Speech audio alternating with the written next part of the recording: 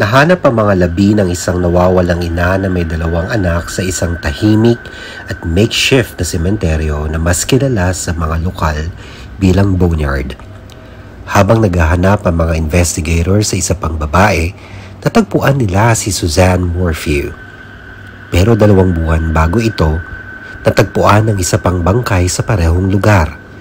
Now you know bakit kinakabahan ng mga locals nang malaman ito. May karagdagang detalye tayo tungkol sa huling pangyayari sa kaso ni Suzanne. Pero gusto rin naming ibalita sa inyo ang mga iba pang taong nawawala o natagpo ang patay sa boneyard. Just stick with us. Noong September 26, 2023, kinilala ng Colorado Bureau of Investigation ang bangkay na matagal nang hinahanap ng pulis.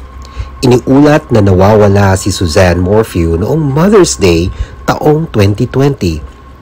Ang kanyang bisikleta at helmet ay natapon malapit sa kanyang bahay sa Chaffee County. Ngunit palaging sinasabi ng mga investigador na ito ay kasinungalingan at staged lamang ang scene. Naniniwala sila na ang asawa ni Suzanne na si Barry ang nasa likod ng pagkawala nito. Naaresto siya para sa pagpatay noong 2021, pero 1 taon ang nakalipas and the charges against him were dismissed. Gusto ng mga prosecutors na magkaroon ng sapat na oras para hanapin ang bangkay ni Suzanne. Now they did find it. Natagpuan na ito ng Colorado Bureau of Investigation malapit sa Moffett, si Watch County. Ang mga buto niya ay nakalatag sa liblib na lugar ng sagebrush. Ngunit naniniwala sila na una siyang inilibing sa isang palalim na hukay. Ang lugar ay mga 40 minuto mula sa bahay ni Suzanne at ito pa ay in the next country over. In life, nasa 2nd yugto na ng kanyang cancer treatment si Suzanne. Mayroon siyang appointment kinabukasan. Sa pagkamatay niya, ang kanyang chemo report ang tumulong sa mga investigators na makilala siya. Hindi pa masyadong pinalalabas ng pulis ang mga detalye tungkol sa kalagayan ng kanyang mga labi o kung ano ang mga sagot na maaari nitong ibigay sa kaso. Ngunit may opsyon ng mga prosecutors na kasuhan ulit si Barry if the evidence points that way again. Ayon sa mga lawyers ni Barry, ang discovery na ito ay maaaring makatulong sa pag-clear ng pangalan niya. Balikan natin ang May 9, 2020. That was the last day that anyone heard from Suzanne. Bandang 2:00 ng hapon, ginamit niya ang LinkedIn para magpadala ng selfie sa kabit niyang lalaking kausap. Nasa bahay ito sa Michigan. Sumagot ito ng 2:44 at 2:46, ngunit hindi na sumagot si Suzanne. Ang selfie na iyon ay eventually matatagpuan sa police files na may nakasulat na The Last Proof of Life.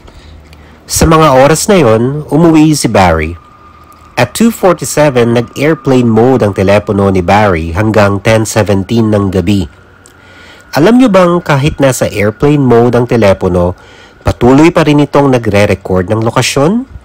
Sabi ng pulis, ang telepono ni Barry ay naglalakad-lakad sa paligid ng bahay mula sa veranda at patungo sa veranda matapos siyang umuwi.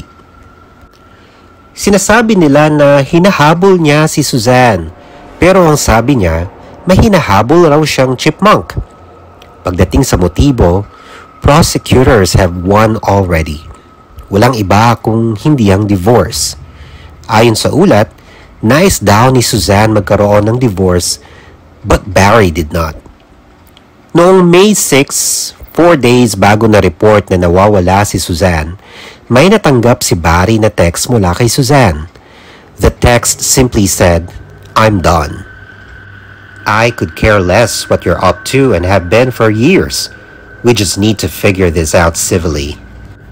2 araw pagkatapos nito, noong May 8, gumamit si Suzanne ng kanyang telepono para gumawa ng listahan ng 50 things she hates tungkol sa kanyang marriage.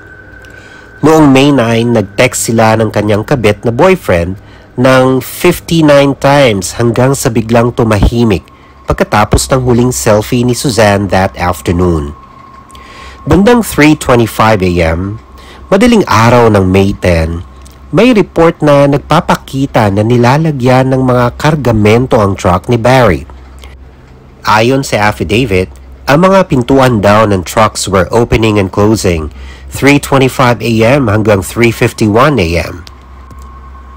Sa 4:31 a.m., nag-switch back sa airplane mode ang phone ni Barry. Ayon sa GPS data, umalis siya bandang 5 a.m. patungo sa isang lugar sa Broomfield, Colorado. Gayunpaman, nang makarating siya sa main road, una niyang inikot ang kanyang truck sa kabilang direksyon. Ang bisikleta ay natagpuang abandoned sa ilalim ng isang matarik na bangin ng 5:30 ng umaga. Naging active na naman ang phone niya at pumunta siya patungo sa Broomfield na nasa northern part ng kanilang tahanan malapit sa Salida. Sa kabila ng 155 milyahing biyahe. Nasa 5 beses tumigil si Barry para magtapon ng mga bagay bago mag-check-in sa isang Holiday Inn sa Broomfield. Pero hindi siya nagtagal doon. Matapos mag-ulat na nawawala si Suzanne, bumalik si Barry sa kanilang bahay ng mga 8:45 ng gabi. Una niyang komento ay baka isang wild animal ang umatake kay Suzanne o baka naman isang hayop mula sa nearby RV park ang kumuha kay Suzanne. Sa katunayan, may natagpuan na unknown male DNA sa likod ng upuan ng sasakyan ni Suzanne at sa glove box pati na rin sa kanyang bisikleta.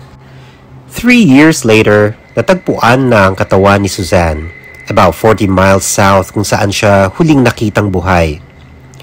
Ayon sa mga abogado ni Barry, ang detalye na iyon ang magpapaklear ng charges kay Barry. Sinundan ng mga investigador ang trail ni Barry sa paghahanap kay Suzanne. At noong 10 ng Mayo, ang trail niya ay tumuro papuntang north. Hindi nila hinahanap si Suzanne sa Saguache County pero aksidenteng natagpuan ng Colorado Bureau of Investigation ang kanyang katawan. They were actually looking for someone else, si Edna Quintana na 55 anyos. Si Edna ay naninirahan sa Saguache, Colorado, tulad ng kanyang mga magulang at ang kanyang grandparents na umaabot ng 5 henerasyon. Nasa 600 kataon lamang ang nakatira sa maliit na bayan na ito sa Colorado. Subalit bago siya nawala noong 3 ng Mayo 2023, sinasabi ng pamilya ni Edna that she got involved with a not-so-good group. Huli siyang nakitang naglalakad sa Saguache. When she never came home, nag-aalala ang kanyang pamilya. May mga health problems or medical issues si Edna, pero hindi ito lubos na shinare ng kanyang pamilya. Nireport siyang nawawala at patuloy silang naghahanap. Wala nang iba pang impormasyon na inilabas ang mga otoridad maliban dito. Ngunit hindi lang si Suzanne ang tanging bangkay na natagpuan ng investigators habang hinahanap si Edna. Noong 26 ng Hulyo 2023, natagpuan nila ang mga labi ni James Montoya. Binanggit ng naiwan ito sa Lakewood, Colorado, mga 4 na oras lamang ang layo. Huli siyang nakita around 2:30 ng madaling araw noong Abril 2, 2023 sa isang bar kung saan siya nakitang naglalaro ng billiards. Iniwan niya ang kanyang truck sa kanyang apartment at sumakay ng Uber papunta sa bar noong gabi na iyon. He met 2 strangers na inalok siya ng sakay pa uwi. Ngunit pagising ng kanyang girlfriend noong madaling araw, natuklasan niyang mag-isa na lamang siya sa kanilang tahanan at wala si James. Ipinagbigay alam ng kanyang girlfriend ang kanyang pagkawala. May appointment siyang mag-enlist sa Marines kinabukasan, pero hindi na siya nakitang muli hanggang sa natagpuan ng kanyang bangkay noong Hulyo. Ang Saguache County sa timog Colorado ay sobrang isolated. Maliit ito kumpara sa sukat ng Indiana, ngunit mayroon lamang mga 6,300 katao na naninirahan dito. To put it into perspective, mahigit 6 na milyon ang populasyon ng Indiana. Ang Saguache County ay isang lugar kung saan maaari kang dumaan ng ilang oras nang hindi nakakakita ng ibang tao. Well, si Crystal Ray Singer, 29 anyos naman ang magiging bida sa podcast na Up and Vanish Season 2. Siya'y nawala mula sa Crestone, Saguache County na mga 13 milya ang layo mula sa Moffat, na pinakamalapit na bayan kung saan natagpuan si Suzanne. Kilala ang Crestone sa mga taong naghahanap ng religious enlightenment. Kilala ito bilang ang New Age religious capital of the world. Ayon sa podcast, isa si Crystal sa mga taong naghahanap ng katotohanan o tinatawag na truth seekers.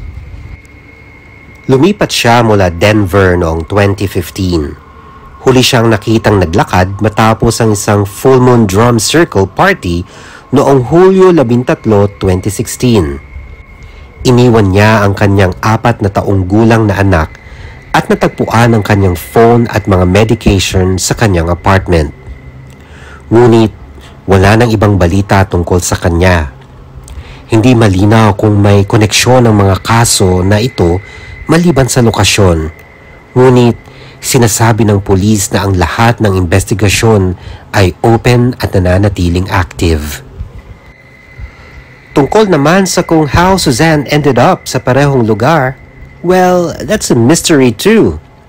Sana'y magbigay pa ng mga kasagutan ng kanyang katawan. Ano sa palagay niyo nangyari kay Suzanne? Please don't forget to like, share, and subscribe.